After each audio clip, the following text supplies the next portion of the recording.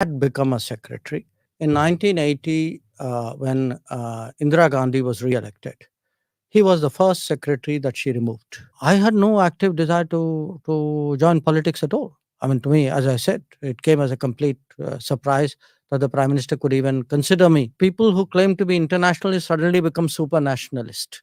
You know, beware of such people. And I ask people, if we were being accommodative, who sent the Indian army to the LAC? Rahul Gandhi didn't send them.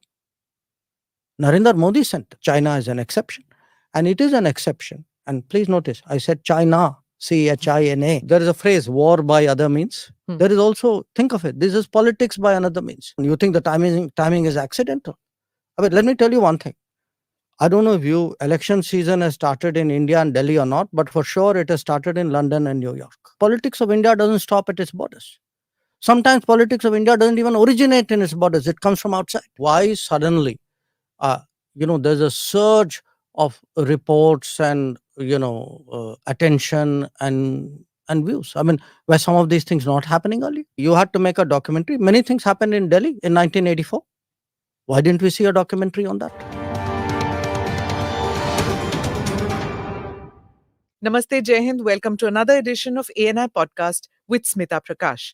Today, my guest is India's External Affairs Minister, Dr. S. Jaishankar. An illustrious career of 38 years as diplomat, Dr. Jaishankar was India's ambassador in China, the Czech Republic, USA, Singapore, and then finally, Foreign Secretary. He was picked up by Prime Minister Modi to be part of his cabinet in 2019 as External Affairs Minister. The articulate Dr. Jaishankar is my guest today. Dr. Jaishankar, thank you so much for coming to the podcast. Every podcast that I've done, the comment section is filled with, when are you getting Dr. Jaishankar? When are you getting Dr. Jaishankar? So today I'm really That's happy. me commenting. Okay. I don't believe one word of that. So now I'm so glad and my team is thrilled that you're here with us today. And Seriously, pleasure to be here. thank you. So I am going to get into the macro issues of policy matters and India's neighborhood and all in the second half of the podcast. Okay. The first half is basically a curation of all that I've been seeing on the comments section where people said, please ask Dr. Jaishankar this. So the question which most people had was that how did the transition take place from being a bureaucrat, a career diplomat, to becoming a politician, joining Mr. Modi's cabinet? Mhm. How did you make that transition? What tools did you employ? Well, I didn't make the transition. It happened. I mean, it happened because, as you know, I come from a bureaucratic family. We don't have anybody remotely in the family who's entered politics in any party at any time. It had not crossed my mind. I don't think it had crossed the mind of anybody else in my circle. And then, lo and behold, what happened in May of 2019 happened. Now, once I entered, I must say, in all honesty, I myself was very unsure. I mean, I had watched politicians all my life. One of the things you get to do in the foreign service, by the way, is you actually, perhaps much more than other services, you see politicians up close because you see them abroad. You're kind of working with them closely. You're counseling them. So it's one thing to watch, but to actually join politics, to become a cabinet member, to stand for Rajya Sabha, because when I was selected, I was not even a member of parliament. So each of this kind of happened one by one. I slid into it, sometimes without knowing it. You learnt by watching others. That's something, we say sometimes you go to any foreign environment, you kind of you pick up by. So for me, this wasn't a foreign environment, but it was a different environment. So, you looked at others, more senior people, more experienced people in the cabinet, in the party, in other parties. I mean, I even today, just watch me in parliament. I do follow a lot. I look very carefully at what people are doing, both in my own party and other parties. I think there's a lot to learn from everybody. So you get into it step by step. Sometimes you surprise yourself. There is a learning curve. I'd be honest with you out there.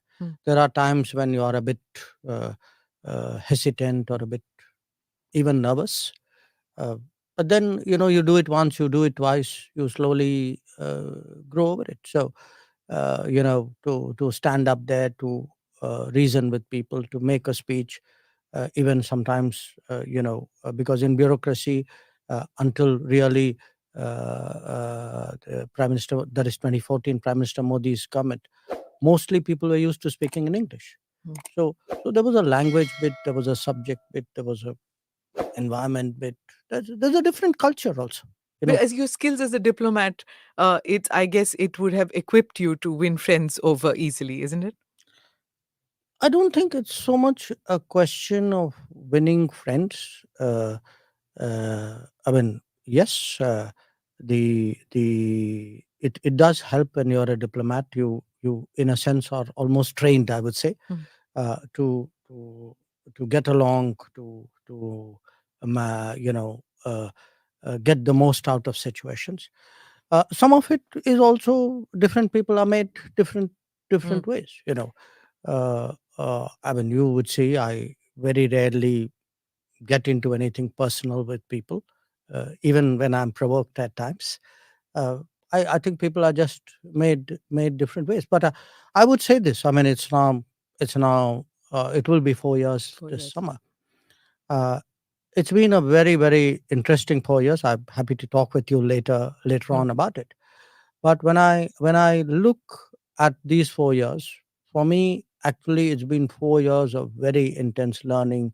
Going to a state which I had really very little knowledge of. I'd been a few Gujarat. times Yeah. Gujarat, then having a particular area, as an MP, you work on you work in on a village or in a particular constituency. So all of these were learnings, and Mm. I find it very interesting. I find every day is a new day. I'm, as you can see, quite enthusiastic about it. Yeah, when Mr. Modi picked you to be part of his cabinet and such an important portfolio, everybody thought that you'd be like a technocrat or somebody like you bring domain expertise and you'll kind of restrict your uh, karma into that region. Mhm. But then one saw you evolved. You became like any BJP karyakarta, like any BJP worker. You're part of the party. You take the party line. You go to all states, not just Gujarat. You're going to Karnataka, you go to Tamil Nadu. I've seen you going everywhere. And speaking about the party, it's become part of your the political part has also become part of your making now. Well, uh, for me, it's interesting. That's how it seems to you. But look, one, uh, this government, this cabinet is very much a team cabinet. Mm. Okay. So you don't do your own thing out here. You know, you may have a background, you may come from a stream, but this very idea that you will do your domain, as you say, be a technocrat, I don't think Mm. it gels with what is this cabinet. Secondly, when I was selected as a minister, I was not a member of parliament. I was not a member of a political party either. I had the choice of whether I would join a political party or not. There was no compulsion on it. Nobody brought up that subject. It was something which was left to me. I joined because one, when you are joining a team, you join it wholeheartedly. That is where you give your best performance and where you get the best support. And secondly, I really reflected on what is the meaning of actually joining a political party. It's not a decision I took lightly, and as someone who's studied and analyzed politics all their life, uh, it was something for me of great importance. So I joined because I genuinely believe today that this is a party which captures the sentiments and interests and aspirations of India the best. And I get into other issues because, again, one of the differences, moving from bureaucracy, from a department or a service into politics, you learn so much more when you're a member of the cabinet. Your exposure, every cabinet meeting, there are, let's say, 10 items. it could be on agriculture, could be on infrastructure, but you get a cabinet note, you read the note, you are interested, you will study a little bit more. So you actually your interest broaden, and if your interest broaden, when you go out there and speak to people, it'll show up. Is there any difference in how Dr. Jaishankar, the diplomat, thought and operated, and how Dr. Jaishankar, the external affairs minister, politician, BJP worker, thinks and operates? you know See, in a way it's like different lives. Mm. Now you got to understand the challenge that it was for me personally, because uh, I'm from a bureaucratic family. You know, my father was a bureaucrat. I have an elder brother who's a bureaucrat. My grandfather was a bureaucrat, and we have aunts and not aunts but uncles who were there. So our world, if I can put it to you this way, was very, very bureaucratic. Our goals, our dreams were bureaucratic. What I do you mean, mean by that? meaning, if you had asked me, if you and I had met, which we had, Mm. let us say in 2010, Mm. and say, okay, Jaishankar, what's your dream? I said, I want to become foreign secretary. That's the dream of any foreign service officer. In in our house, it was also particularly, it was something we put a No, you great. never said that. No, I because want to put that you never in. asked me. It was in 1993, I think, that I first Yeah, met you. you I never no, no, hang asked on. you. You never asked me that bluntly, but had you asked me that, look, Yeah. it's a reasonable dream to have. I mean, after all, when you, if you start a business or you do something, you want to Yeah. be the best in it, right? Yeah. Huh? Okay. Okay, I mean, there's nothing wrong with that. Sure. So, fine. I wanted to be the best foreign service officer, and to my mind, the definition of the best that you could do was to end up as a foreign secretary. Now, in our household, there was also, I would say, I won't call it pressure, but we were all very, very conscious of the fact that my father, who was a bureaucrat, had become a secretary, but he was removed from his secretaryship.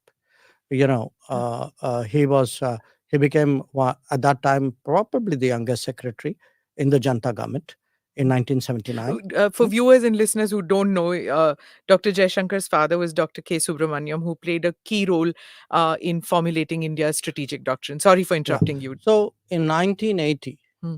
he was Secretary Defense Production. In 1980, when Indira Gandhi was re-elected, he was the first secretary that she removed.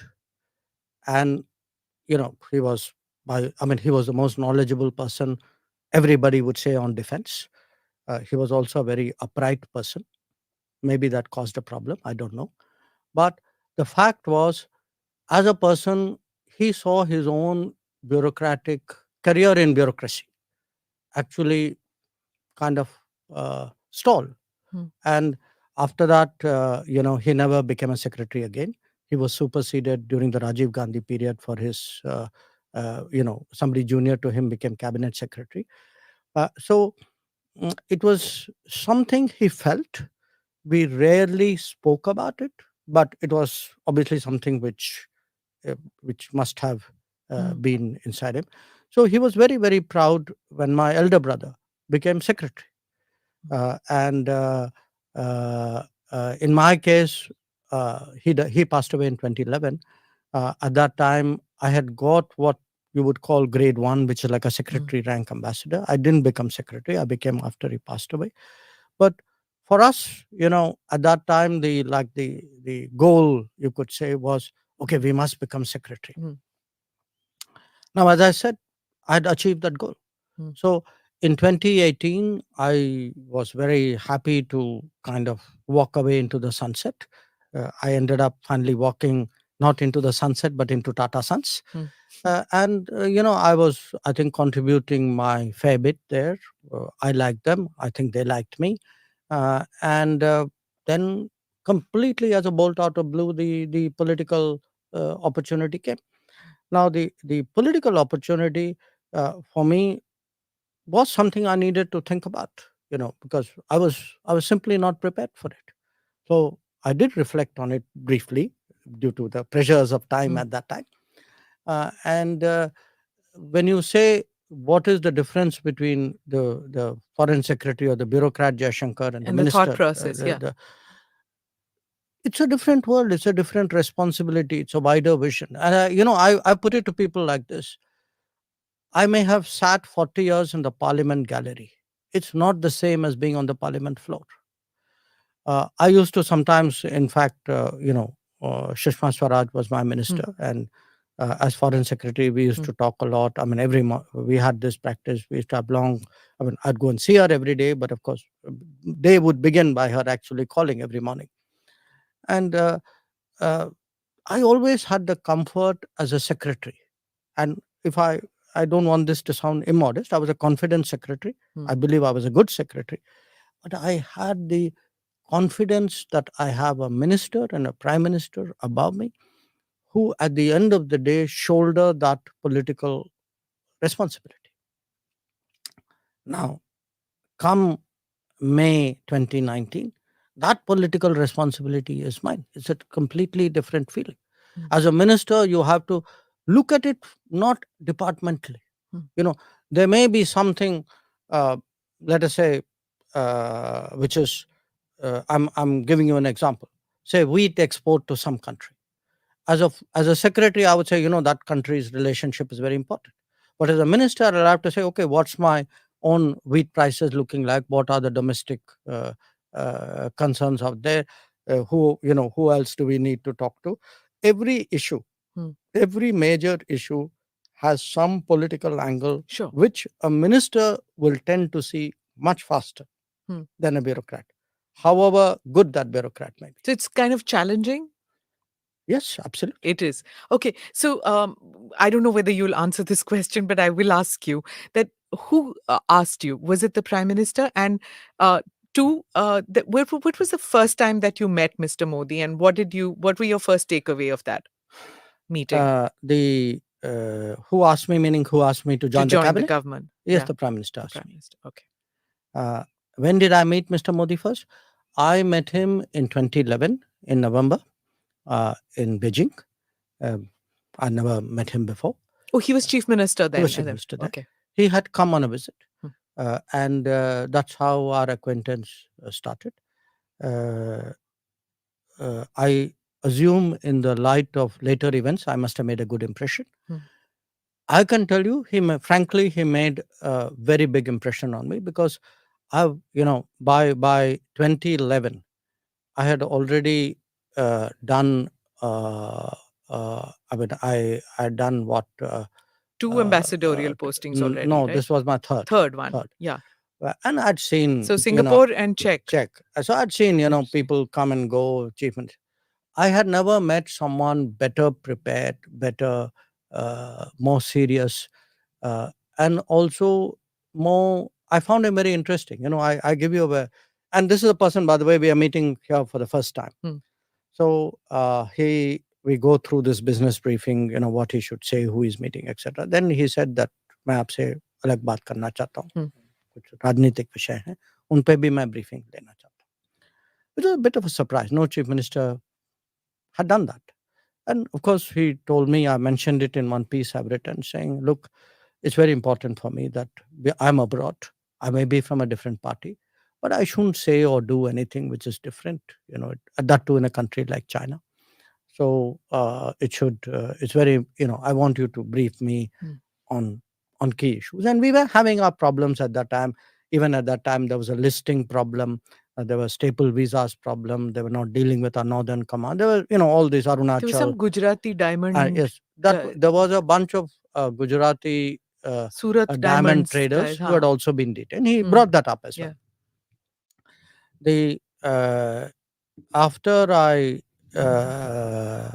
did, was done with him, and we went for the meetings, and then we were riding in the same car. So he said, I have this habit. He said, मैं हर meeting के बाद मैं debrief लेता हूँ, और अगर आपको कहीं कुछ लगता है कि things are not okay, आप इशारा करिए. Okay. So I remember this because, for me, there is a certain manner of working which he has. He's all the time like gauging, sensing, very, very sensitive to this, very keen that he should not make a mistake, that he should convey things accurately, that the policy, that the nuances are captured. This was my first experience of him. After that, I didn't see him till he became prime minister. Okay. Is it the same now? Before he travels, after he travels, when you travel, is it the same kind of thing? Foreign policy matters. You talk to each other where he asks questions, you answer, you ask questions, he answers. Is that how it works? It's no, it is and it isn't. I mean, uh, sort of intrinsically, it is the same, but it's now on a totally different scale and league. Sure. So uh, now what happens is usually, we would strategize before, we spend, I mean, usually I'd say even not at the beginning of the year, but even in the previous year, we start thinking, what should we be doing? Where are we going? Who should we engage? That kind of strategy session. When it comes to something specific, Hmm. you know, it would be like we would go through the details of where we are going. Hmm. What are the objectives, who are we meeting, what are their objectives. So Hmm.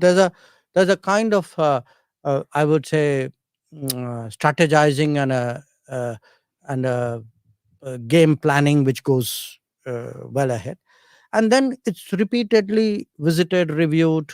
uh, so uh, so sometimes even in the midst of meetings you would see us, one of us lean across and say something to him, or him doing the same. Or if there's a break in a meeting, we would Hmm. have a quick confabulation. I mean, you could, I mean, since ANI Hmm. films a lot of Yeah. this, you would often see, there's a quick huddle Yeah. where you quickly saying something, we are updating, or he's sharing. Hmm.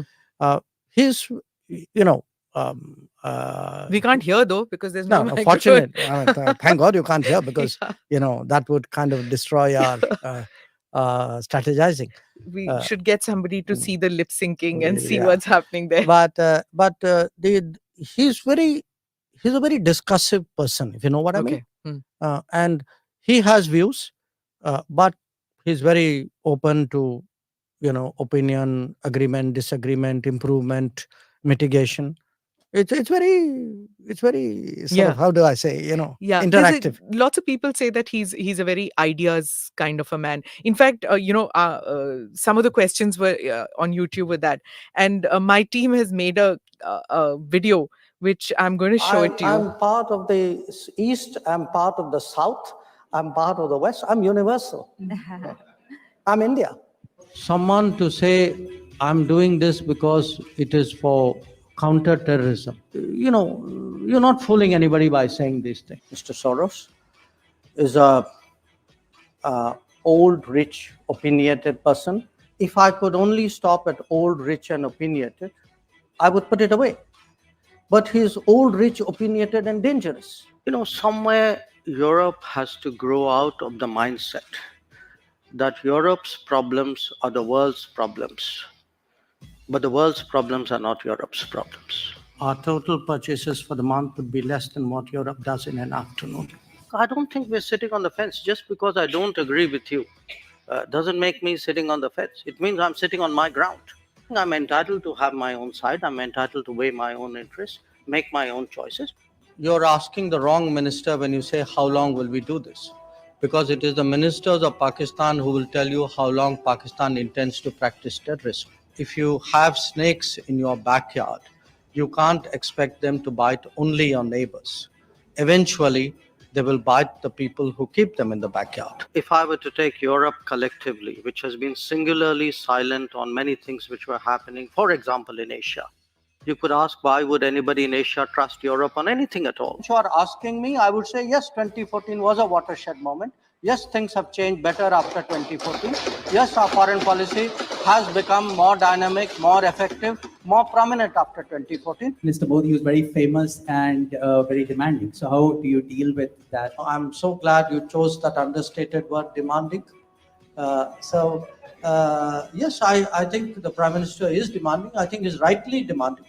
because it's time that India had a demanding person as prime minister. It's tough to work for a demanding boss, but at the end of the day, you actually, if you feel that's the kind of person the country needs, I think you're willing to do whatever you have to do at that time. Two democracies will end it differently.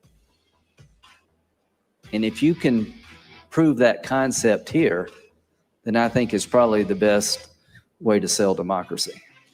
Don't worry, Senator, one democracy will settle it. And you know which one. Okay. Lindsey Graham. So this, All right. so this is what we, my team got this together, Okay. and the same thing about being a demanding prime minister. One has heard about how you have 11 p.m. meetings and 11:30 midnight, post midnight meetings happen in this cabinet, and it's like working, especially during COVID times when these crises happened, the Ukraine situation where Indian students had to be evacuated. Those are like very tense times, right? And he's on the job all the time. Well, look, I don't want you to get it wrong. It's not like you particularly want to meet or the meetings happen at 11 o'clock or late at night kind of thing. I think it's a situation, it's partly the prime minister's schedule. But you mentioned, for example, the Ukraine conflict, Operation Ganga. Now, what was happening at that time was that the prime minister was busy campaigning in UP, if you remember at that time. Now, last year, same time. Yep. Now, 24th of February. I think. A little bit later. Yeah, 20. Okay. Now, it could have been, I don't know, maybe some other prime minister would have said, okay, guys, I'm busy with UP now, you go manage this. But I think it bothered him. He felt he needed to get a good sense. I mean, lives were at stake. So we would have situations where he would campaign the whole day, come back to Delhi. I mean, you could see sometimes, how exhausted he was. And then somewhere he would find that energy and the adrenaline. And we would meet late because he's come back late from campaigning. Sometimes the situation would call for it. I think I once mentioned this, maybe in one of those same occasions you showed me right now, where which was our consulate in Mazar-e-Sharif being attacked. And I remember I think it was past midnight, and I also have this habit of staying up late, and I like to clear my desk every day without fail. And in fact, he called up, and normally, some other guy comes up and sort of says the PM wants to talk to you. In this case, it was him. And so I think if there is something happens, he feels, he feels deeply about it. He sort of feels it's not like ask somebody to do something. He wants to know that it's being done. Now, mind you, having said that, I also say this as his working style, that once an objective is achieved or a mission is set or whatever it is, you get the space to then carry it out. Okay. So say Operation Ganga, I mean, he would want to know what we were doing. He would sometimes give suggestions saying, अच्छा आप ये कभी इसके बारे में सोचा, कभी इसका भी देखिएगा, वहाँ भी ये करिए. But it was not like he was wanting to, get down. He trusted you with the details. And that's why, I mean, for me, the sort of, I would say, the pleasure of working with him. I mean, what does anybody need from a boss? You need from a boss somebody who gives you a goal with clarity, who, whatever their thoughts, ideas, etc. share. Then if you are the experienced operational person, you leave them to figure out how it is done. You take your feedback. You might want to course correct, but he gives you a lot of the space, and which is why I think if you look at the last 7-8 years of Indian foreign policy, we are able to move. I mean, I give you why Operation Ganga. I'll give you Operation Dost right now. Yeah, Turkey. Yes, Turkey. The earthquake happened. I mean, I think literally in a very, very short time, he wanted to know what are our thoughts. I kind of sent in our thoughts. I very quickly consulted, my people in my own ministry, and literally within a few minutes we were told, okay, you got the go now. Go talk to NDRF, whatever. Yeah, Tell in the 48 hours, if uh, I'm not mistaken, that they were already there. we were And less than less 48, than 48. less than Okay. 48 hours. Yeah. You were talking about delegation and about getting things in order Mhm, quickly. mhm. We've seen videos of the Cabinet Committee on Security, CCS meetings. It looks like this is the creme de la creme of the cabinet. Everybody getting together, very serious looking, very tough. Mhm. And you all look like, बहुत पहाड़ टूट पड़ा है, कुछ होने वाला है, कुछ बड़ा.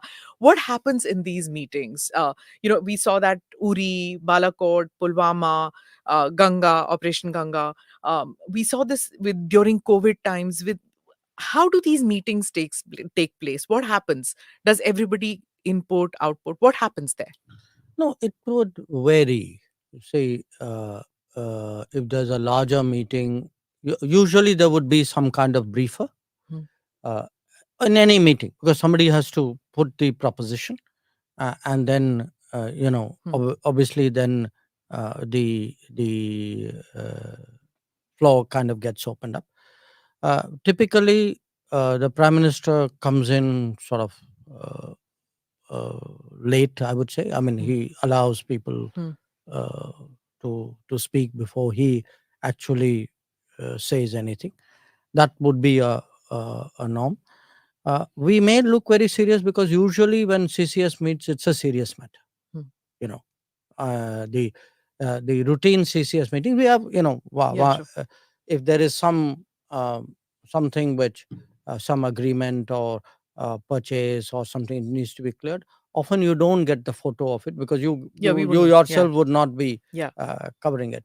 So you would not. Most of the pictures you do have would be of occasions like Uri or post Galwan, where the situation is serious, and I think it's obviously reflected on Yeah. our on Because our there's no briefing after the uh, uh, CCS. We never get to know what happened.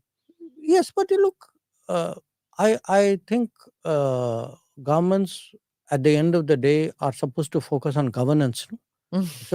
So if you have, I mean, if there are decisions you made which need to be executed, you're not going to come and tell the press, guys, we just made this decision and that is how it is Yeah. going to be executed. Okay. So now let me come to, when we were talking about how you do your briefings to the prime minister, you do your briefings to the cabinet. What happens when you're with parliamentary committees? There is the opposition also out there Parliament or in parliamentary? parliament. But the parliamentary committees, there are opposition members also, right? The Parliamentary Committee on Foreign Affairs Oh, okay. and Consultative committee. Consultative Yeah, sure, Committee, sure, right? So there are people from the opposition also in that. sure. So how do you convince them about policy matters? Well, I have only experience of my own committee because both as foreign secretary and as EAM, I've dealt with them. Uh, the way I deal with them is we take a subject, we tell them this is the subject. Normally, we take something very topical, and then we would have again a presenter. Often it would be the foreign secretary, could be some other secretary, normally not. Then I open it and uh, encourage everybody to have their say. And then what would happen is, in some cases, the presenter may respond, but I would, as a minister, sort of uh, respond to every one of the comments which are made by every one of the members. Okay. So my intent of doing that is really, one, to underline to them that we take them seriously, to not them seriously but their concerns seriously. Mm. Two, it does help in kind of carrying them along, and sometimes in convincing them. Though politics is politics, so sometimes whether they're convinced or not, they would not They admit could, it. Sure. Rahul Gandhi didn't get convinced by you. In fact, he said that I think you were.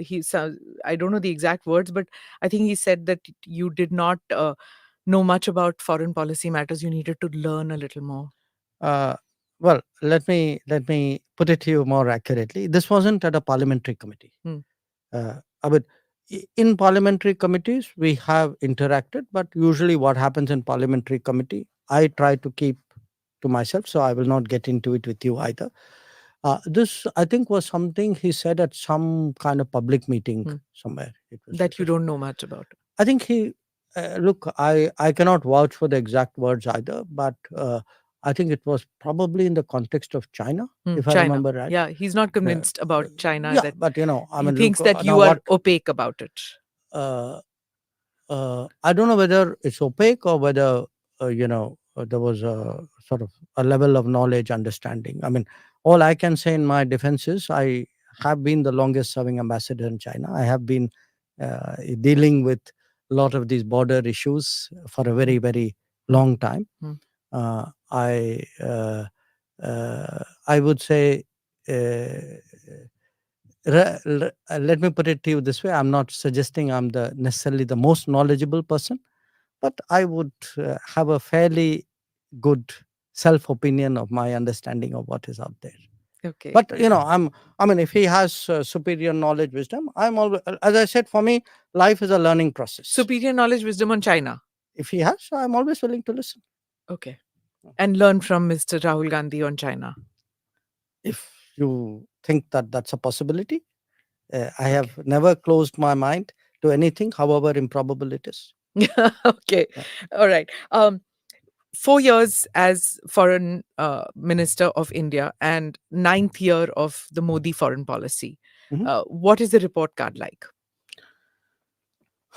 I think it's a very solid report card.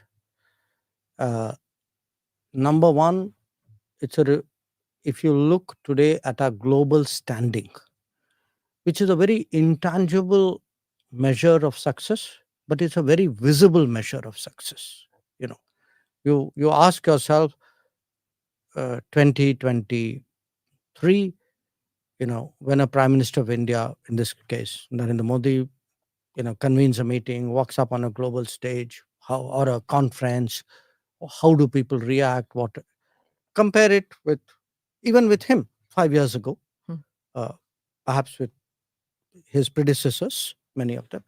I would say today our global standing is clearly very much higher, is quite good, quite strong.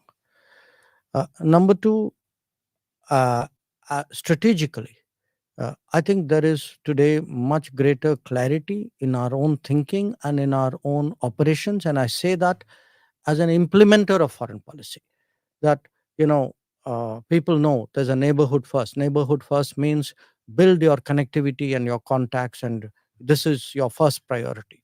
Then they know there's an extended neighborhood to the west towards the Gulf, to the east, ASEAN, to the South Sagar, Central Asia. There's a set of policies which do that. Then they know there's a policy of engaging the major powers.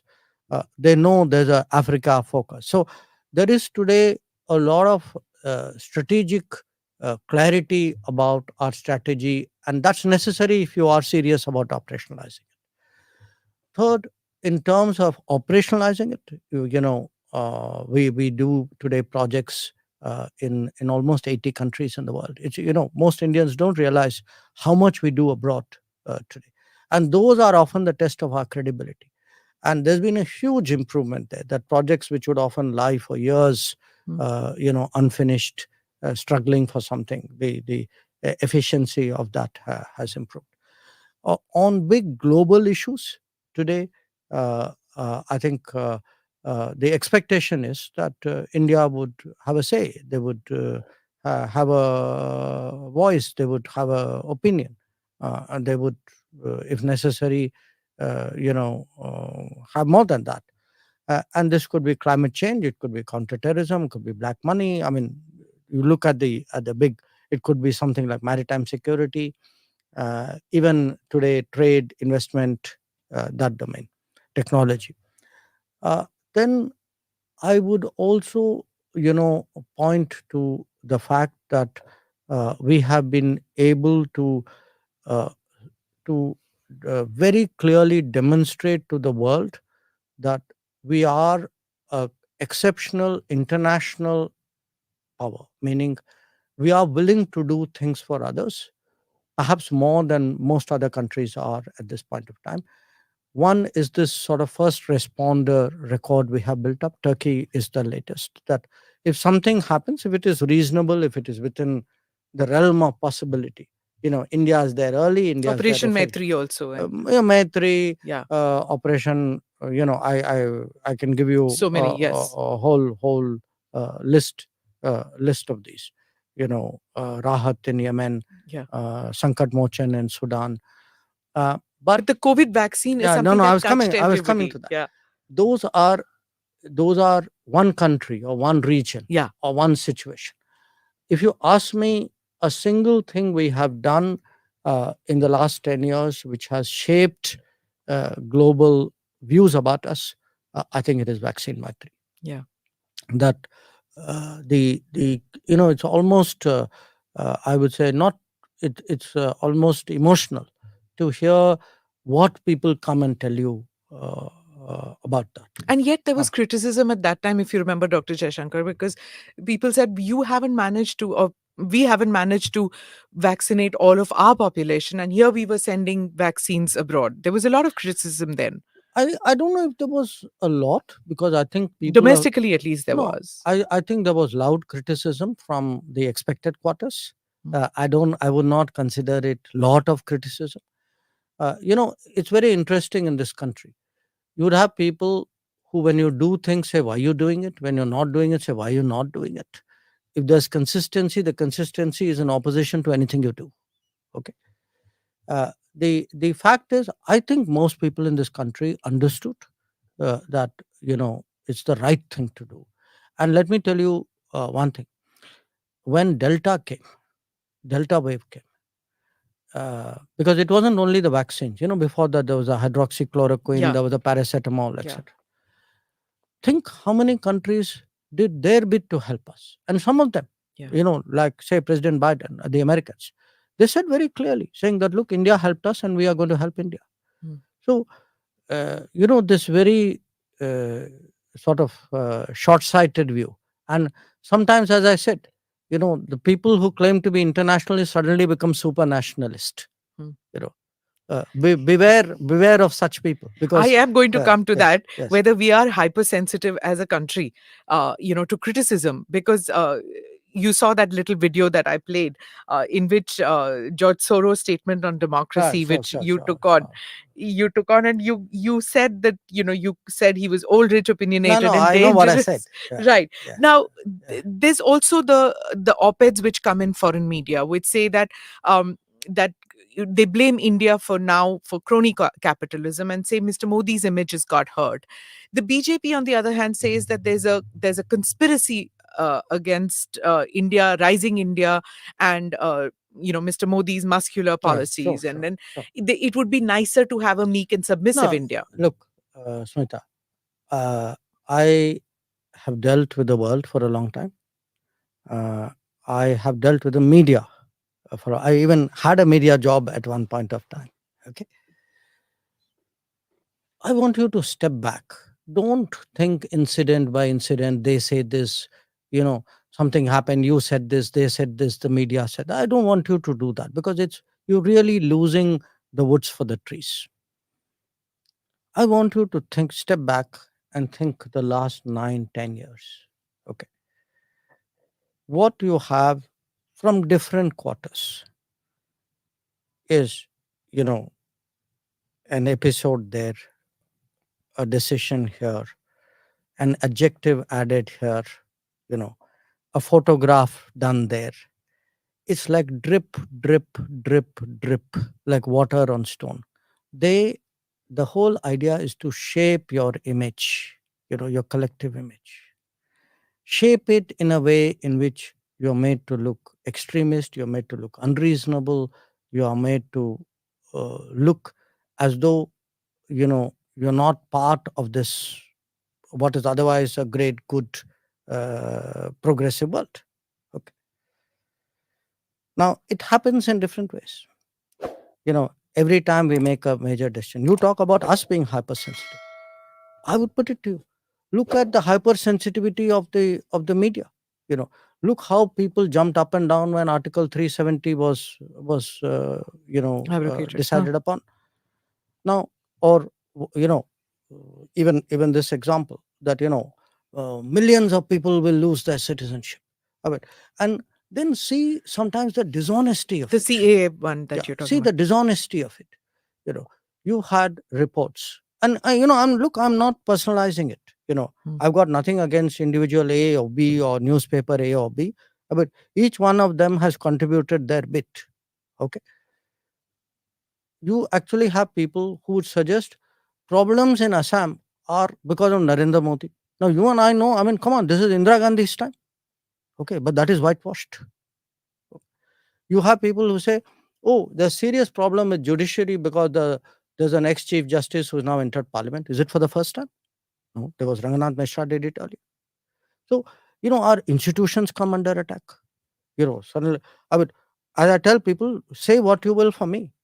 To me, the which one of us doubts our election commission? Which one of us goes to vote and thinks the result is not what is true and uh, uh, capturing the integrity of the process? And yet, what will happen?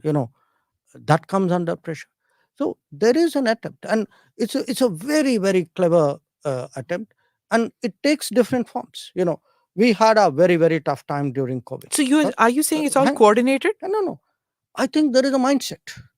I think the mindset, I would say there's an ideology. I give you the example of COVID. Okay, I grant you, we went through a horrible time in COVID. I mean, many of us lost people in our families, friends, acquaintances. Look at the coverage of our COVID. Did people not die in other countries? Did we see that coverage out there? Did you see that kind of photograph from other countries? I mean, you heard of bodies piled up in parking lots in other countries. Yeah.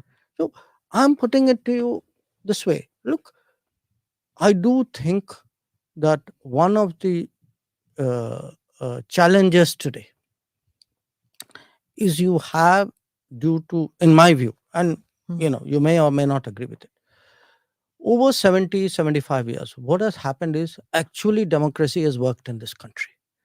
And the proof of democracy working in this country is cities, if you look, where is your leadership coming from? They are no longer the people necessarily from big cities and English speaking schools. Okay. They are people of a different background. And again, I'm not talking individual here. I'm talking of a generalized phenomenon. You look at the mindset of this society. This society today has become much more assured about what it believes in. There was a time when actually you kind of kept that as though, you're not supposed to talk about your cultural beliefs in front of other people. So you actually have a huge Did you change. experience that when you were in JNU? Not talk about Indian culture. JNU, that was in the 80s, no, 70s, 70s. In the 70s. Look, You're diffident about your own culture. I mean, I saw this comment in which you said one of the greatest diplomats that India has was Lord Krishna, and there was Lord Hanuman. You mentioned him also, and it's not something that is spoken about in diplomatic circles, and even in the media, who the beat journalists would never think of diplomats, and not even you. And when you think about it, your background, your journalism, your education. Well, yes and no, because I It's also a socialist no, hub. I also had a lot of home education. Okay. Say JNU was different. I was 18 when I went to JNU. Okay, and JNU was very, very firmly leftist at that time, and I think everything, at 18, what you intuitively believe is either formed by your friends and acquaintances or what is reflective of your home. And definitely in our home, my father, who was a very strong influence on us, was very distrustful of ideologies and people who he believed were not, who did not have the loyalties in our own country. Such as?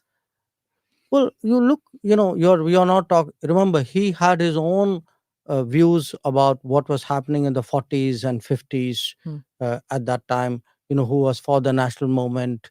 Where did different people? How did they switch? Remember, at that time, China. Hmm. There was a big China Cultural issue. revolution. I mean, we are. Oh, okay. You're talking Yeah. the war and things. No, no, no. Yeah, war, Or the post revolution. war. Okay. Yeah. So he particularly, I think, had he was very, very distrustful of the left. Hmm.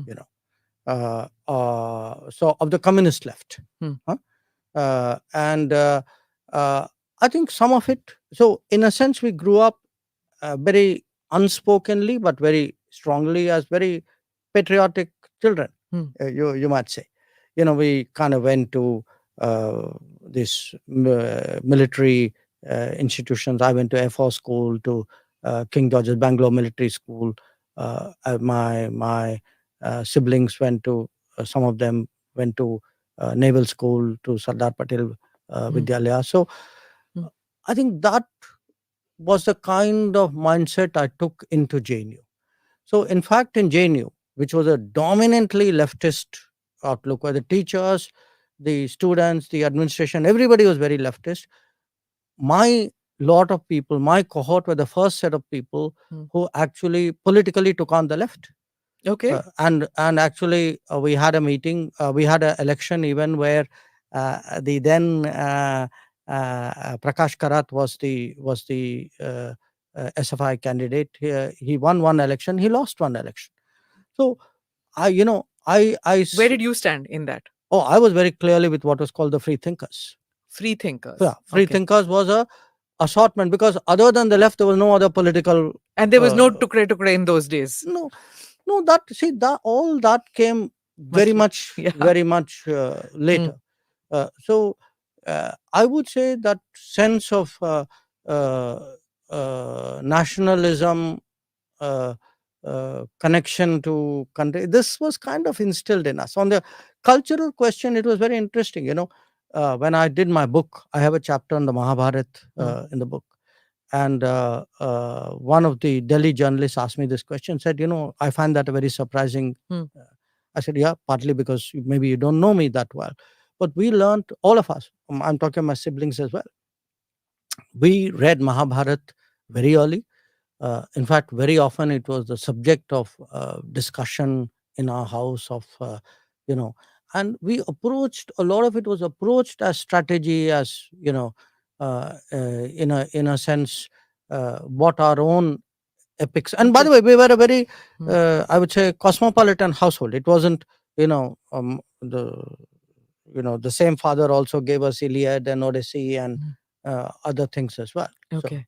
So you had Homer on one side and you had the Mahabharata on the other side. And a lot of things in between. And a lot of things. Yeah, sure. Okay, I'm sure you had Plato and Aristotle too. I'm a political science student. Yes. I actually studied those. Yes. Yeah. Yes. So I'm going to come to this whole thing about the sensitivity issue. Do you feel that, because many say that ban this and ban that, do you believe that that is a solution to it? Banning a documentary here, banning a book there, asking a channel not to broadcast in India? No. Look, I don't think that you're asking the right question. I'd ask you a counter question. What is it we are debating? We are not debating just a documentary or a speech that somebody gave in a European city, or New York. a newspaper edit somewhere. We are debating actually politics, which is being conducted ostensibly as media, as so. There is a phrase, war by other means. There is also, think of it, this is politics by another means. I mean, you'll do a hatchet job, then you want to do a hatchet job and say, well, this is just another quest for truth, which we decided after 20 years to put out at this time. So I mean, come on, you think the timing is accidental? I mean, let me tell you one thing. I don't know if election season has started in India and Delhi or not, but for sure it has started in London and New York. Okay. So this is what it is that, there's a lot that is being said, that the rise of Mr. Modi and consequently the rise of India. These two things are happening at the same time, which is not acceptable to people in these Western capitals that you're talking, and certain Indian quarters too.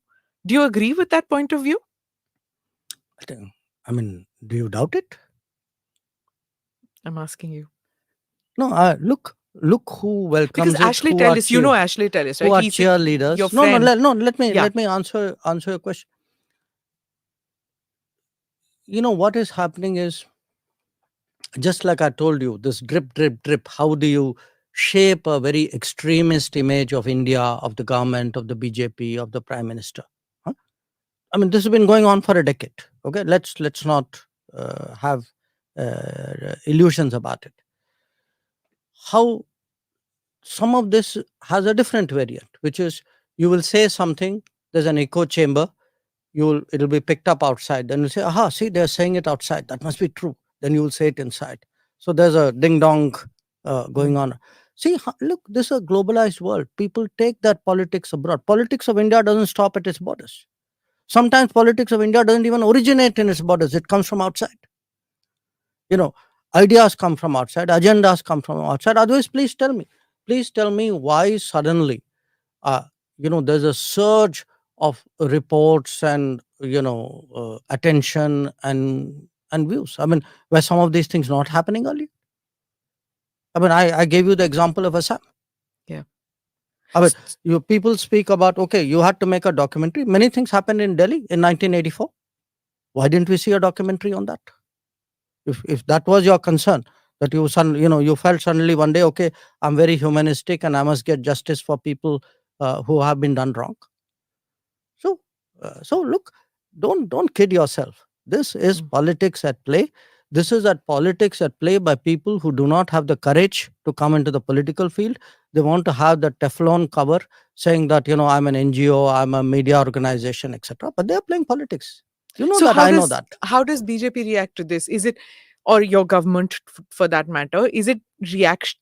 Is it a reactionary measure that you have to take? How do you counter this? I think we will put our point of view across, and as should be rightfully done in a democracy, eventually the public will give its verdict. Which is the electorate. That's what it's only by the ballot that these things. If he gets re-elected, that means that they have been proven wrong. Is that it? Is that what you're saying? Look, I would say yes, among other things, because in a democracy, I mean, don't you trust the ballot box and the people's verdict to be the final opinion? I do. I know there are some people who believe that their view supersedes elections. So, in fact, by the way, I mean, even that, look at this term. I like you, you win election, great democracy. I don't like you, you win election. What are you? Electoral autocracy. Yeah, I heard that term. What a great term, right? That's reserved for people you don't like who win elections. So this is politics, my dear. So if there's so much money going to be pumped in, how does India react? How does India even deal with it when you don't know that there's one enemy or this is amorphous entity? Look, I would say I think there should be and there is a battle for narratives which goes on. There will be narratives designed to damage us. We have to put out narratives designed to expose people or designed to put our viewpoint across. I think we will. My own sense is that most people will, through their, I mean, this is a pretty informed age. That era when people had only one or two sources and they controlled thinking. I think that's gone by a long time ago. Let me come to the foreign policy issues, which I said we'll do in the second half of it. Increasingly domestic issues and the foreign policy have become interlinked. Foreign policy matters used to be something which domain-specific people handled it, and foreign beat journalists demystified it for you. But it's no longer the case. And one saw it happening, one during COVID, when everything everybody wanted to know, why are we giving it to this country? Why not to that country? How much are we giving? Do we have enough? Then there was the CAA, there was the farmers' protest, there was Nupur. There was so much that was happening. How do you deal with this? It's like literally, that game that children play where you go on beating things. It was like that in that 2 year period. Was really tough. No, no. Uh, the no, I was smiling at the imagery you invoked. Now, look, I in a globalized era, what happens is that everything from the world comes to India. Everything from India goes out. In many ways, it's a good thing. It has its own challenges. It has its own vulnerabilities. So, uh, so how does it impact us? That's really your question. Yeah. What it does is, uh, I have to often, as part of my narrative setting, explain things to foreign audiences. So I give you an example. Take this whole scaremongering that millions of people are going to lose citizenship. Now you tell people saying that, look, this was said. Now, 1 year has passed, 2 years has passed, 3 years. Where are these people? You know, this after all, we are supposed to have a cataclysm in 2020. So and when you even citizenship, when you start reasoning with people, ask them saying, okay, tell me, do you not have a criteria of citizenship? Do you not use language? Or some people use religion. People use language, they use religion, they use education, some of them even use income, some use ethnicity. So when you tell people saying, look, reflect on your citizenship practice, I mean, what do you do? So often what happens is, and see, that's where the battle of narratives is very powerful. Read the bulk of international papers, especially the Anglosphere papers, but all of them. How many of them tell you 370 was a temporary provision? I challenge you to show me one. Yeah. They don't. It's written there in bold letters, in capital letters in the Constitution. But then that's because India itself didn't put across that point of view, No, right? no, It's like the hello, plebiscite. no, No, it is sorry, true. sorry. We were, listen, I can put across something. If you have shut your ears to it, no amount of hammering away at it. It's not. See, when Kashmir was being discussed, Pakistan used to keep saying plebiscite, plebiscite, plebiscite. Till the 90s, that word plebiscite kept hammering. It was, that it is a disputed issue. Till India's narrative started being heard. Unless you are loud and you impose your narrative, you don't get heard in the world.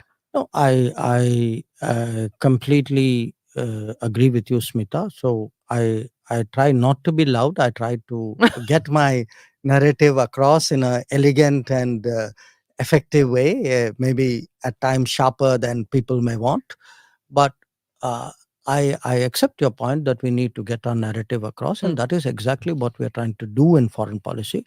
But I also put it to you sometimes that I feel that I'm talking to an audience which is deliberately deaf, that they do not want to hear sometimes, they do not want to absorb sometimes. That and there is a very strong bias. I mean, let's be frank about it.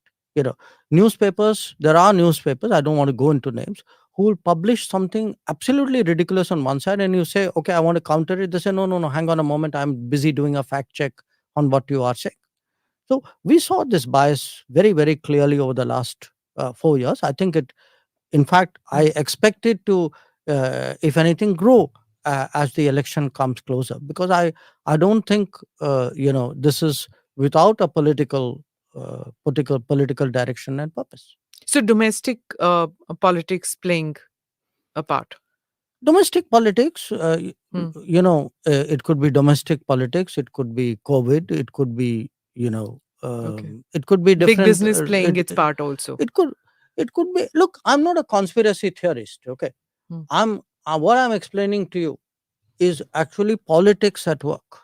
Okay. It doesn't have to be conspiracy at work. Okay.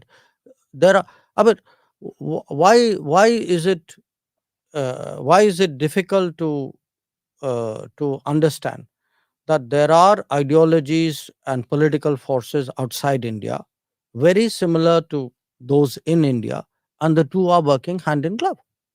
I mean, I'm putting a perfectly common sense proposition before you.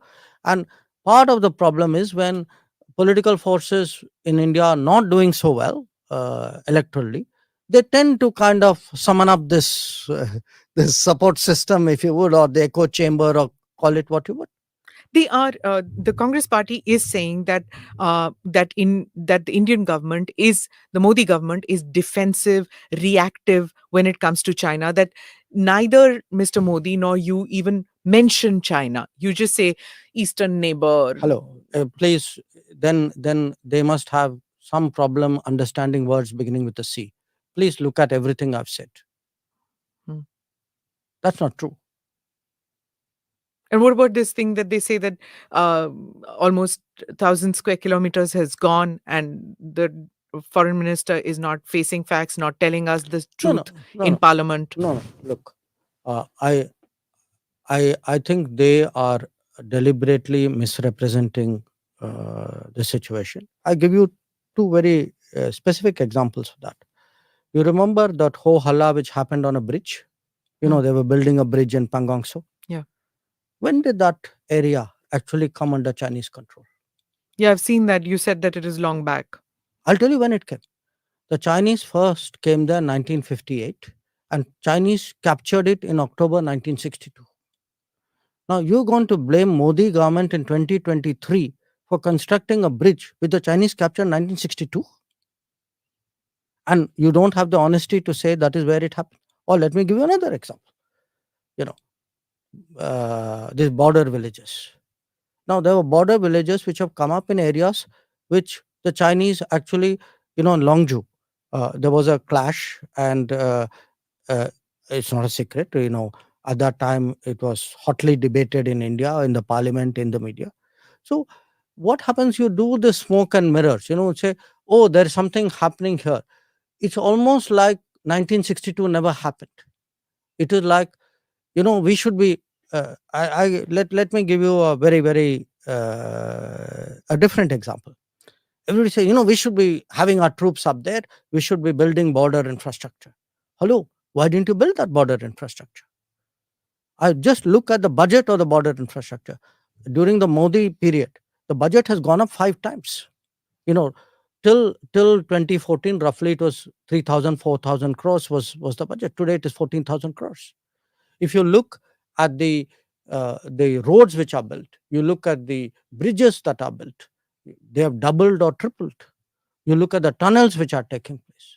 I mean, this government is serious about border infrastructure. Whereas we know the underlying thinking earlier was, you know, let's leave it like that, then the Chinese can't come inside, which meant you had no intention of contesting them when they came. So, you know, I find it very thick that, you know, look, I don't think personally I would get into a blame game. You know, what happened in 62 happened. But if you now want to whitewash all that and say everything happened only in 2020, I have to call you out, no? So you're fortifying the border, the boundary, India-China. So does that make China now the biggest threat to India? Are we in a state of a quasi war-like situation, conflict-like situation? No. Look, where are we? No. I first of all, I'm not using the word we're fortifying it. I think we are legitimately building our border infrastructure because they have built their border infrastructure. In my view, we should have done it 25 years ago. Again, we are reactive, that means. I mean, look, Your words, Dr. Jaishankar. No, not at all. Look, they are the bigger economy. I mean, what am I going to do? As a smaller economy, I'm going to go pick a fight with a bigger economy. It's not a question of reactive, it's a question of having common sense. So, secondly, please bear in mind one thing. We had an agreement that you're not supposed to bring military to the border in large numbers. So, by that logic of yours, I should be the first to break the agreement. Why not? No, why should I? Because it doesn't make. Look, please understand. Why are we always the ones not breaking an agreement, and it's always the other side breaking the agreement? Smita, I think you need to sort of take a very non-aggressive. considered view of this. Okay. We don't. Why do we reach agreements? We reach agreements because it is in our interest to stabilize a border or a situation. Okay, it's not out of love and affection and sentiment that you do. It's cold calculation and common sense. Okay, our agreements with China were reached in 1993, 96. I'm not even getting into which government, etc. I think I try to avoid this whole debate. Okay, you know, I don't like in foreign policy. Maybe it is because I've been myself so long in this field. I don't like to necessarily say these people were right and those people are wrong. I don't think it serves the nation well. Okay. But if I do find that others are playing a political game where everything is being blamed on the present dispensation and entire history is being whitewashed, I think the history has to come out. Okay. Now, on the question of breaking the agreement or not breaking the agreement, generally countries, as a rule, sensible countries do not, because what do you need most in international? If you have a reputation as a country which breaks agreement, what do you think is the worth of your agreement? That is China. Where have they kept the agreement with any No, country? look, no, hello. Or Pakistan for that from matter. from 1993, 1996 Okay, not a to single 2020. bullet. No, Okay. no, forget bullet. From 93, 96 till 2020, was that agreement observed or not? So how can you say, the agreement is not worth a piece of paper and nothing, all agreements must be They took broken? No. Aksai Chin. They've 1962. 62. They took Aksai Chin between 1958 and 1962. Okay. So if you didn't need agreements, why did you sign them? I mean, you went in 1988. I mean, Rajiv Gandhi went to Beijing in 1988. 88, correct. Okay. December You signed 88. agreements in 93, 96. I don't think signing those agreements was wrong. I disagree with you. I mean, and this is not a political point I'm making. Okay. I think those agreements were signed because at that time we needed to stabilize the border. And they did stabilize the border. Please also note that.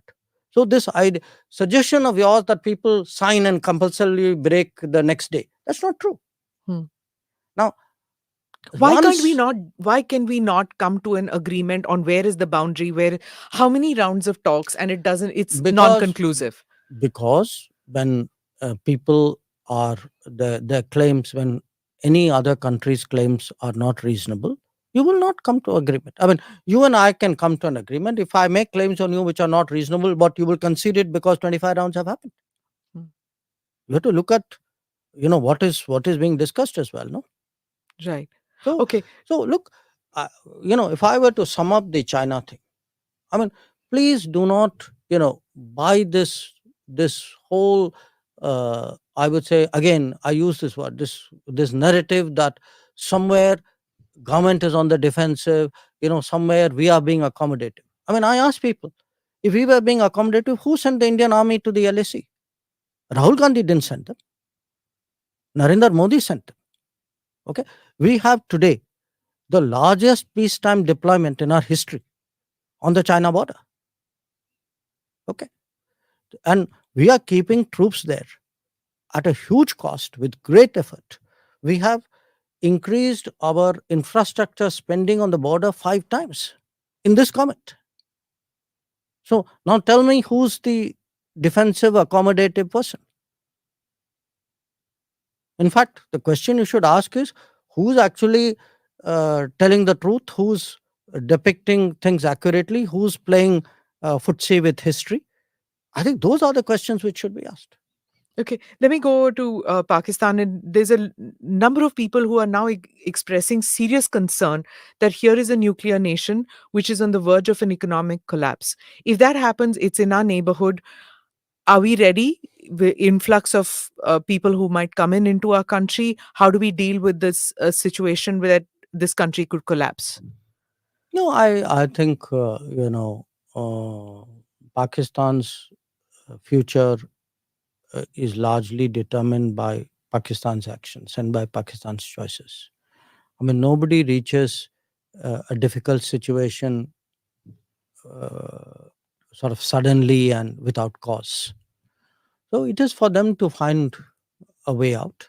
Our relationship today is not one, where we can be relevant directly to that process. If I were to, for example, compare it to Sri Lanka, I would say it's a very different relationship. With Sri Lanka, still there is a lot of goodwill in this country. There's naturally a neighbor's concerns and worry, but there's also a feeling, look, we have to help them to get through this. Tomorrow, if something happens to some other neighbor, that would be the case as well. But what the sentiment in this country is about Pakistan. Yeah. You were talking about these concentric circles when you said the neighborhood, and then there's the second. One of the most dramatic achievements of your foreign policy has been India's newfound status and reach out to the UAE, to the Islamic world, to the Kingdom of Saudi Arabia. That's been quite an achievement. Mhm. When was that decision taken to reach out? Because otherwise, all that one heard was that OIC has something to say on Kashmir. That was the maximum that one heard, even though there was this large Indian people of Indian origin living in the Middle East. I would say I started hearing it first soon after I became foreign secretary. So it would have been early 2015. It is possible that the prime minister may have had some thoughts and discussed it with other people before I came back to Delhi. I can't vouch for it. I'm glad you brought that up, because if you were to ask me in 10 years, give me 2 3 examples of some big changes which have happened in our policy, I would certainly put our changed relationship with the Gulf very, very high up there on the list. Why didn't it happen earlier? My own sense, if we want a very, very honest answer, is I don't think people were strategic earlier. I think they, when you have a vote bank mentality, you actually you're not serious about foreign policy and I would say operationalizing it. For you, it's like a slogan that they are with us, or so we kind of treated it as that's a place that we get our petrol energy from there. There's a big community out there, and the rest of it was like a distant, a goodwill which you needed for your political vote bank calculations.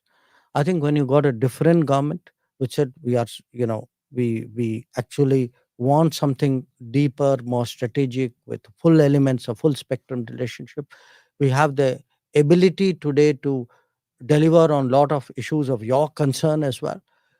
We are serious, part of it, one of the reasons why the Gulf looks at us. The Gulf sees today's India as much more credible than the India of 10 years ago.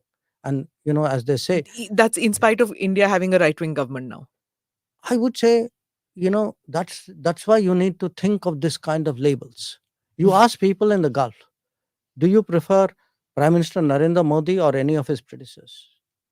I'm willing to take a bet with you. Every one of the Gulf countries would say, I prefer the Prime Minister Modi. Why? I think they think he's a more serious person. He's a person who's more credible, who's actually broad based that relationship. He's done more for the relationship than everybody else. And I must I tell you very honestly, I was once at a conference in the Gulf, and I had some friends from across the parliamentary aisle with me, and this issue came up, and the person from the Gulf actually, and this was like maybe 2018, 19, he said, these guys, he's looking at me, he said, they've done more in 4 years than you guys did in 40. That's the kind of image there is in that part of the world. Is Kashmir on the table now? It used to be, I know. Is Yes. Kashmir on the table when you deal with countries in West Asia now? No, what do you mean on the table? Do they speak about it? Do they ask you about it? No, look, Kashmir is part of India. I mean, that's it. That's It was always a part of India, but after the abrogation, Pakistan had upped the ante. Does that matter at all to these No, countries? it doesn't come up in any of my conversations. It doesn't come No. up. Okay, I'm going to go on to these new partnerships. Okay, the new partnerships that are happening, the Quad, the I2, U2, India SEO, India ASEAN, all these which are happening. The opposition tends to say that though India is now partnering in all these groupings, where is it going? Is it just, are It's these going just talk up, shop? It's going well. It's going up. It's going good. So what's the problem? That these are just talk shops, and these are places where nothing gets done actually, that India doesn't, this whole thing about Vishwa Guru and things, where India is just No, posturing. listen, the opposition has to say things. No, they are opposition. Why would that be the basis for any serious question on your part? So where are we headed in as far as G20 is concerned? It's No, become a people's no, hang movement. on. Make up your mind. Are we talking G20? Are we All talking the Quad? No, they're very different. So I2U2, BRICS, SCO. No, no. Look at the number of partnerships that we have now. Okay. All right. Very good. Let's stop there. Why do we have so many partnerships? Answer: because we get along with so many people. How are we able to manage different kinds of partnerships? Maybe because we're good at it. Maybe because they see value in us. Are they delivering things? Well, it depends on them. Take Quad, for instance. Definitely, Quad has delivered on a number of issues and likely to deliver on many more. In the case of I2U2, it has just started, but already there are projects on food security and renewable energy which have come out of it. In some cases, like BRICS, which by the way was not started recently, it has an Yeah. old history. They are not meant to be necessarily translated into specific outcomes. Often they express a collective position on a set of issues. So I think it depends on the forum concerned. I think you can't club all of them. It's not a one size fits all. But if I mean, as I said, the opposition will say what it will. But you please go out there in the world. I've just come back today from Australia. Yeah. People regard Quad as probably the most important strategic foreign policy development in the last 20 years. Yesterday you were in Sydney. I mean, you just were in Australia. Today you met with Senator Chuck Schumer.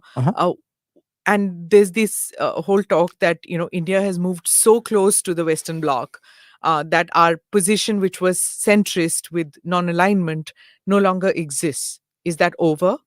Well, people who say that must have been on a holiday through January when we had 120 countries, mainly from the global south, engaging us in what I think was probably the largest such exercise going on in the world. And yes, we have very good relations with the US, generally with the West. I don't think there's any reason for us to be defensive about it. I think it's in national interest. In fact, if you if you look at the big changes in the world, this is something which has been very much in the making, especially in the last decade. But in all of this, please see how strongly our relationship with Russia has held steady. So, I mean, surely you do not suggest that our relationship with Russia is any the less over these years. So Prime Minister Modi told Putin that this is not an era of war. War is not going to be the solution to problems. Do you feel that the world is seeing it like that about the Ukraine crisis? I think the world is still very divided. The sentiment that Prime Minister voiced is a widely shared sentiment. It's also a sentiment which is particularly strong in the countries of the South. You asked me what is the voice of global South, what was that about? Look, today you have a huge number of countries in Africa and Asia and Central America, Latin America, Caribbean, Pacific, who feel that our issues are being put on the side and the entire oxygen is being sucked up by the Ukraine conflict. So nobody's really worrying about whether I get food and what cost I get food, what's happening to fuel, fertilizers, debt. And today, remember, even middle income countries are going into debt. Okay. So what we want to do, and I think that was very much on Prime Minister's mind, he wants somewhere to create a momentum for peace, if you would. And I think that was his first public expression. Remember, he'd been talking to Presidents Putin and Zelensky on the phone as well. And that was his first public expression. In practical ways, we've been helping out. When this Black Sea grain deal was done, we did a little bit there to help. When I was in New York, the Ukrainian Prime Minister actually had some concerns about the safety of the nuclear power plant. So I spoke to RPM and then got his approval to, to both engage the Russians and pass on some messages there, and the IAEA as well. We are working with the UN Secretary General on some issues, particularly fertilizer, because a lot of the countries of the global south, the developing countries, they are facing serious fertilizer securities because Russia is one of the biggest exporter of fertilizers. So I don't, I think it would not be fair today to reduce a very complex issue, the Ukraine conflict, to a binary of are you on this side or that side? Are you for peace or for war? I think it's much more intricate than that. And we are involved in some of the intricacies, but we have to wait and see where this goes.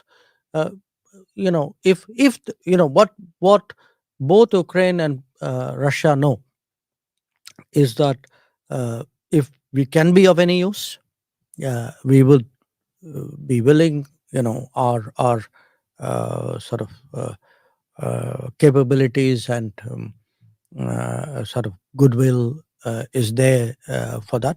We'll have to wait and see where this goes. So has the war impacted on the relationship between India and Russia and between Mr. Modi and Mr. Putin? No. Look, our relationship with Russia, I think, has been extraordinarily steady. It has been steady through all the turbulence in global politics. So, as I said again, the opposition, perhaps it's their job to criticize. It would be nice if they do it with a little bit more information and accuracy. But I do think some of what they say needs to be put through some kind of lens, some kind of filter of Yeah, you're putting it through a sieve right now. The filter reality, also. and not very much is coming out of that sieve. Okay. All right. So look, I think today we are in a good position. I mean, we began. You asked me what is your 9-year report card. My relationship with the major powers is very good.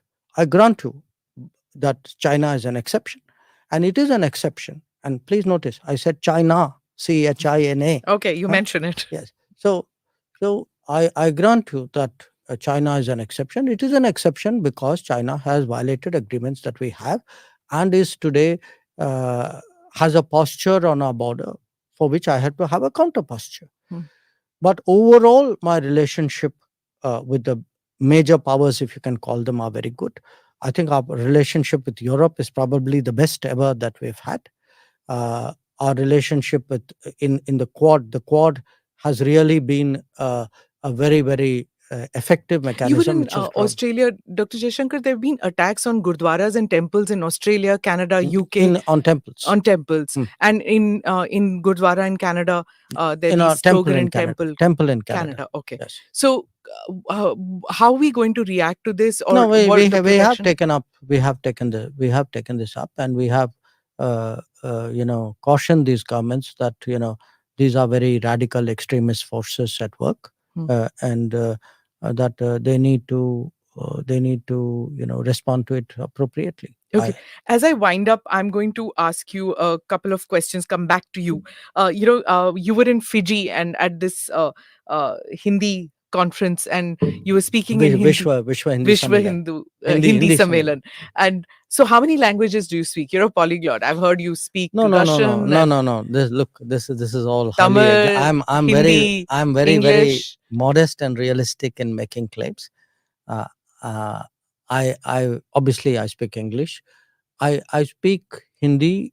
I won't say at a very high standard, but with a kind of a street smart fluency. The Tamilian Hindi, or is it a JNU Hindi? No. It's actually a Delhi Hindi. Delhi Hindi. I mean, I was born in Delhi.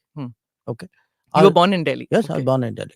I was born in Delhi. I grew up in Delhi. I spent, whatever time I've spent in India is largely Delhi. So it's a very Delhi person's, I would say, fluent, not always complex Hindi, but I think I'm. You're breaking the stereotype of a Tamilian speaking Hindi, fluent Hindi. You do speak.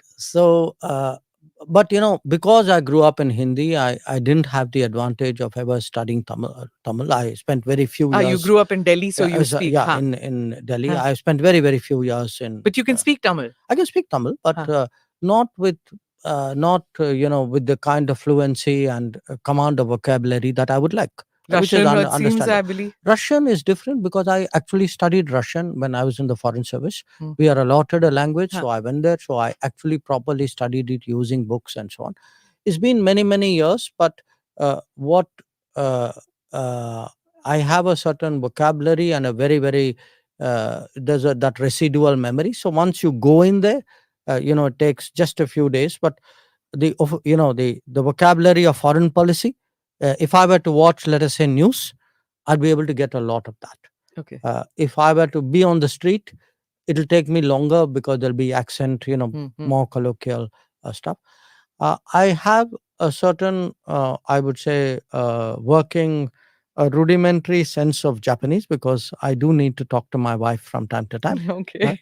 So this multicultural exchanges that you have at home, tell me about that. Japanese wife, Tamil husband. No, how does look, what has happened is we've kind of evolved something which is peculiar to us, and this happens, in this situation. I mean, it could be your food, it could be your slang language, what you say to each other. I mean, we use phrases which somebody else listening in would find very difficult because there could be Japanese slang put in an English sentence, sometimes with a Hindi twist, because my wife's linguistic ability is much better than mine.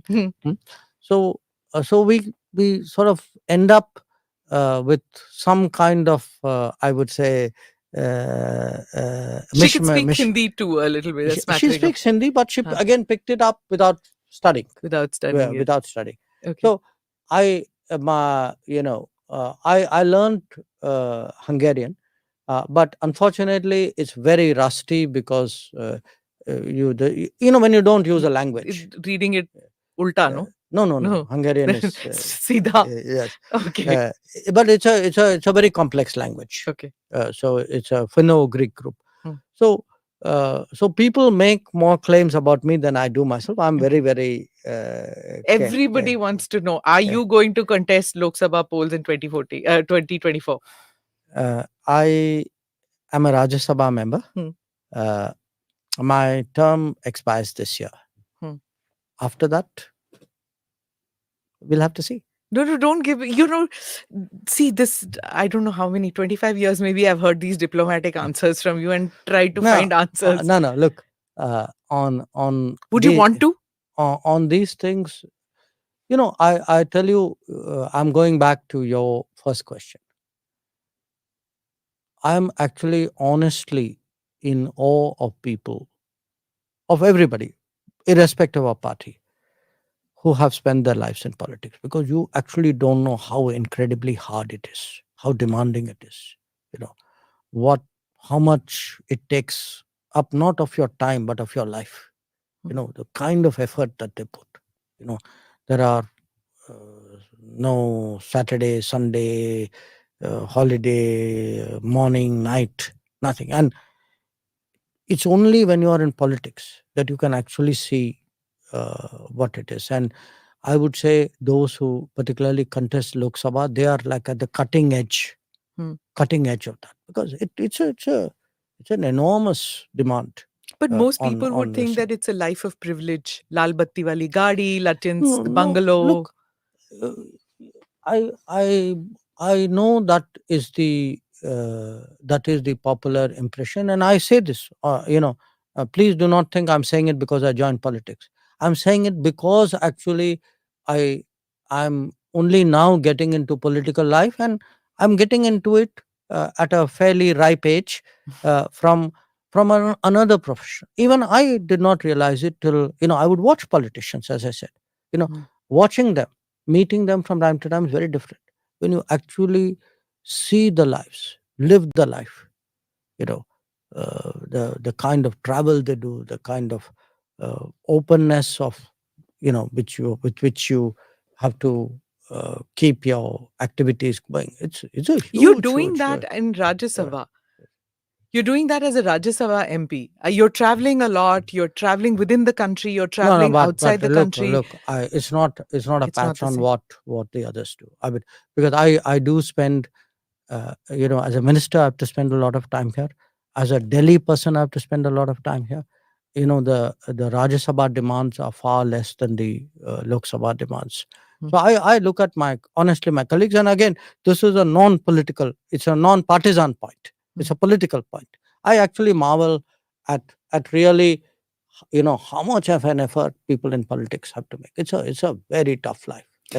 Just in conclusion, when you were saying non-partisan, I must comment on this, that when you joined the government, there are many in my friend circle, in my colleague circle, who were like, why does Dr. Jaishankar want to join politics? Why?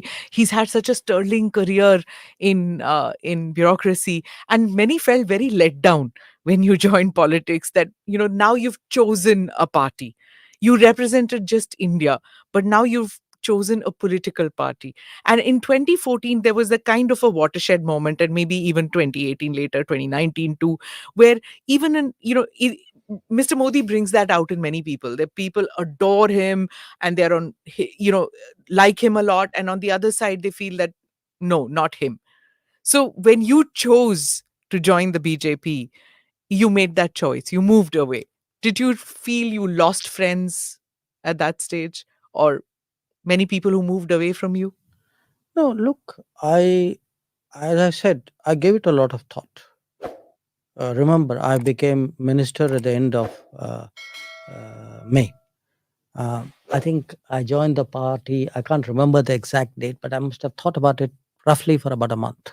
You know, uh, I mean, thought about it means not like every day thinking about it, but I gave the matter thought. Uh, I joined because my sense is that they are the right party uh, at the right time for India's rise and progress. Because at the end of the day, when you ask, so what are you in it for? You know, uh, after all, which one of us would not like to say, I also made some difference somewhere? The country went up, and somewhere you can debate how much. Played a role. Huh? You played a role. So, I had no active desire to join politics at all. I mean, to me, as I said, it came as a complete surprise that the prime minister could even consider me for such a job, and I became a minister before I kind of Joined, entered a yes. political party. So I would be somewhat different from many other people, who may have also been in bureaucracy before they went down that route. I do feel sometimes that the argumentation, the debate, sometimes the relationships, the civility, uh, especially in Delhi, uh, is uh, is more polarized than it should be for the people concerned or for the good of the country. But sometimes that is the way it is. You're a Pakka Delhi boy. You've uh, also lived in Washington, D.C. uh, I think it was Reagan, right, who said that if you want a friend in this, Truman. Truman who said Go, it, he said, get "Go a get a dog. dog." Yes. Go get a dog. Do you Yeah. feel that about Delhi too? No, no, no. Look, I do not get the time to socialize anymore. I snatch, hello there and a cup of coffee here, sort of thing. But I wouldn't say that. Maybe some of this are arguments with people I've known for a long time. So I know what you are saying. I know there are many people who you and I have both known for a long time. Yeah, decades. Decades, who have political preferences which are very different from mine. But my understanding of what our life in a democratic society is supposed to be is that you each have your viewpoint. I don't necessarily build my friendships on party positions. Do the others do the same? Others meaning? The others, those same people who are unable to keep up with those friendships because of your political decision. I honestly don't know the answer. I think that's something you have to ask them. I mean, I c- uh, I do accept that, in the last few years there would be people whose political feelings are so strong Hmm. that it may be coloring the vision of me. But I would say at least my closest friends, Hmm. many of whom, by the way, are not BJP supporters or Modi supporters. My really closest friends, I've not seen that happening. What is your day of like? Last question. Hmm. When you want to chill, when you want to relax, what do you do? Um, Read a book, music, go for a meal. no, no. What do you do? Look, I read a lot even otherwise. I don't need, Yeah, I've because seen that. I'm on a plane. Yeah. If you're in planes, And you fly commercial. You yeah, don't even take a special yeah, aircraft. I fly commercial as far as I can. Yeah. And And you're the old fashioned. You carry books. yes, I carry books. You're not a Kindle person as yet, or you're not all that. You still carry this old fashioned. Yes, because books, at least I'm old fashioned. I do watch movies. Hmm. I usually download it on my, Hmm. on I've never seen you watching a movie in a flight or chilling with a movie. I've always seen you with books. maybe we should fly Yeah. more together. All right. On that note, thank you Okay. so much for this Alright. conversation. Thank you. It was a pleasure. Thanks. Thank you for watching or listening in to this podcast. Do like or subscribe on whichever channel you have seen this or heard this. Namaste. Jai Hind.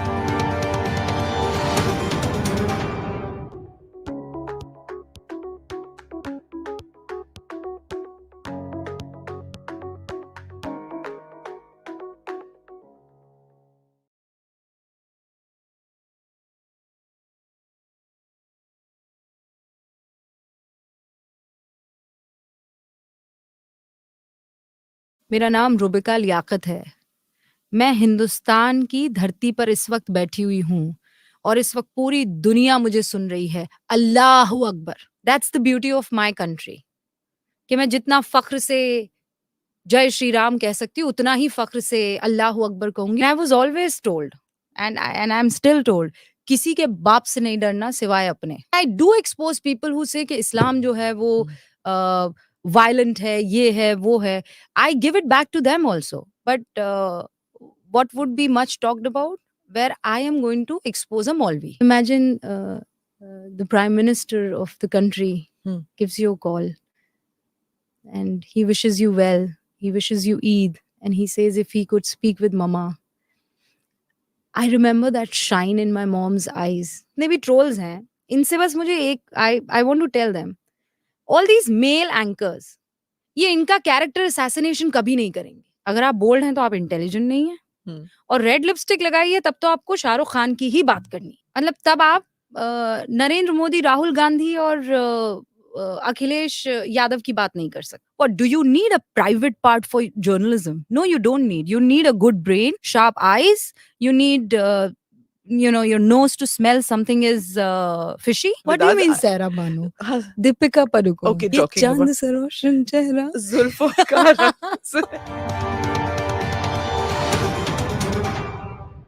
Namaste, Jai Hind. Welcome to another edition of ANI Podcast with Smita Prakash. Today, my guest is noted anchor Rubika Liaquat. Rubika made a name for herself for her fiery style of anchoring news bulletins, whether in ZTV and now with ABP News, where she continues with the same style of picking up contentious topics and getting all sides of the debate on her shows. Rubika does on-ground reporting and is often criticized for editorializing news. She's active on social media, where, true to her style, the posts are a lot about who she is as a person, fearless and bold. Being a progressive Muslim woman professional, she finds herself at odds with those who want to box her into slots. Here's Rubika Liaquat uncensored. Rubika being a friend of mine, we discussed a whole host of topics and she spoke about her personal life, her trials and tribulations without hesitation. Rubika, thank you so much for coming on my podcast. I've been wanting, for viewers and listeners, I've been wanting to have Rubika on the show for several months. But Madam ji to kabhi होती नहीं है दिल्ली में, मतलब कि हर channel just seize कि हाँ यहाँ पे आग लगी है, मतलब न्यूज़ है, तो फिर रूबिका को भेजो. So I've been telling her she's like a firefighter. जैसे उसकी सिर पे एक लाल बत्ती होनी चाहिए, जैसे फायर इंजन को हर जगह भेजा जाता है, वैसे रूबिका को भेजना चाहिए. Exactly. So thank you, Rubika, for coming. Thank you so much. और first of all I apologise. और हर बार ये होता था कि हमारी बातचीत हो गई होती है and I would say I am sorry I won't be able to come. I am in Ayodhya, I am in Badrinath, हाँ. I am here, I am there, but this time I am nowhere. I am here. You're here. I am In here. fact, Podcast with Smita Prakash. yes, thank you for plugging that. So, and if anything else, I used to say कि please elections गर्मियों में मत करना. कभी तो like we can enjoy a summer vacation, summer holiday, journalists. वैसे ही अगर one election हो जाए तो फिर mashallah it would be lovely for journalists, है ना? And it will never happen. It will never happen. Why Yeah. do you say that?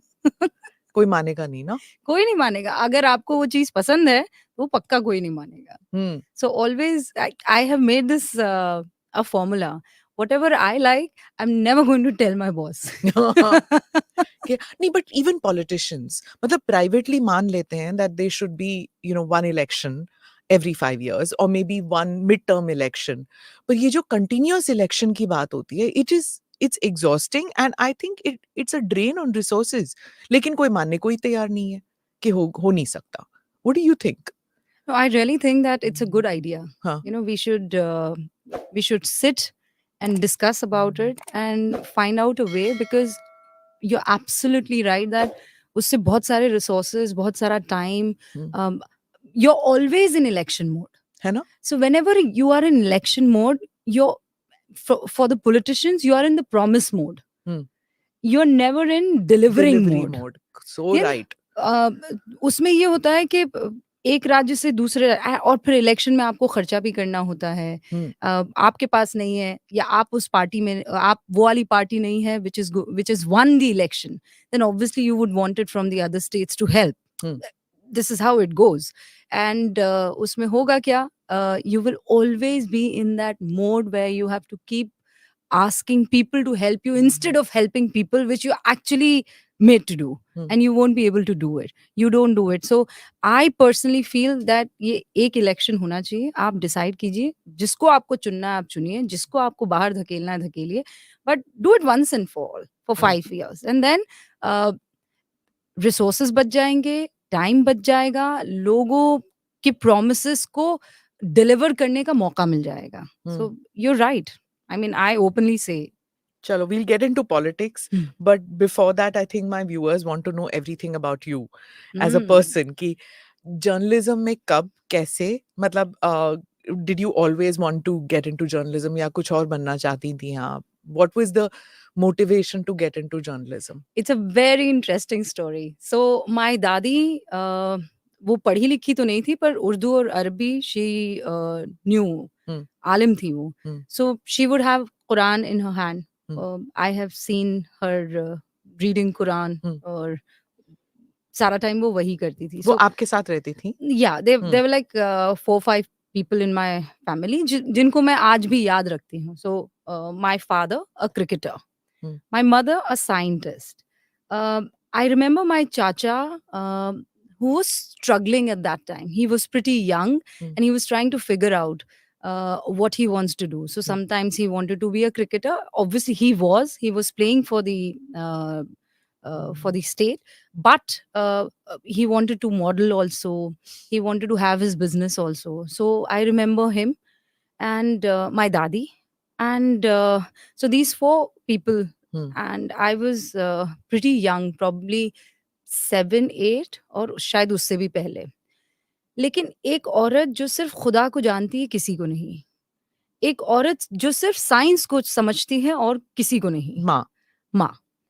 एक आदमी जो घर का मुखिया है, जिसके हाथ में बल्ला और बॉल दिखती है. And there is this another man जिसके हाथ में बायोडेटा है और वो बदलता रहता है. So different characters in my family would sit down at around 9 in front of TV and would listen to this woman with flower, Salma Sultan. And I would just, kind of wonder that एक cricketer है, एक religious औरत है, एक बहुत पढ़ी लिखी well educated औरत है, and there is this confused man. इन चारों में से मुझे कुछ नहीं बनना है. मुझे तो वो बनना है जिसको ये सब सुन रहे हैं. Okay. And I didn't know